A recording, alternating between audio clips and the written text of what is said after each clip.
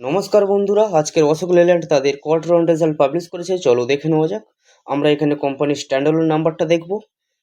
চলো প্রথমে ফিগারটা চেক করি। এখানে সমস্ত ফিগার কোটিতে আছে। এরপরে আমরা সিকোয়েন্স চেক করব। 30/6/2025, 30/6/2026, ওকে, ইয়ার অন ইয়ার।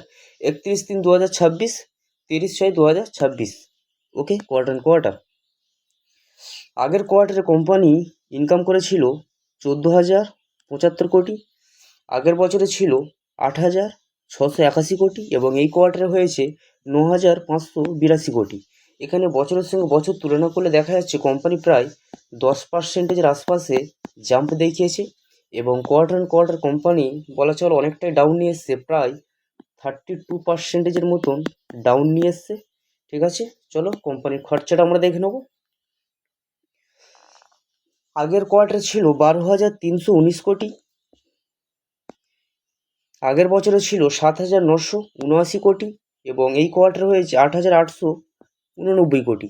আমার মনে হয় কোম্পানি খরচা একটু এখানে বাড়িয়ে ফেলেছে। চলো কোম্পানির প্রফিটটা আমরা দেখে নেব।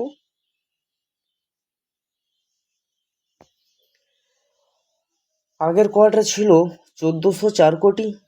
আগের বছরে ছিল 593 কোটি এবং এই কোয়ার্টারে হয়েছে 609 কোটি। এখানে বছরের সঙ্গে বছর তুলনা করলে দেখা যাচ্ছে কোম্পানি প্রায় 3%-এর আশপাশে জাম্প দেখিয়েছে, কিন্তু কোয়ার্টার অন কোয়ার্টার কোম্পানি অনেকটাই ডাউন নিয়ে এসছে, প্রায় বলা চলে 56-57%-এর মতন ডাউন নিয়ে এসছে। চলো কোম্পানির ইপিএসটা আমরা দেখে নেব। আগের কোয়ার্টারে ছিল 2 টাকা 39 পয়সা। আগের বছরে ছিল 1 টাকা 1 পয়সা এবং এই কোয়ার্টার হয়েছে 1 টাকা 4 পয়সা। ঠিক আছে, আমরা কোম্পানির রেজাল্ট মোটামুটি দেখে নিলাম।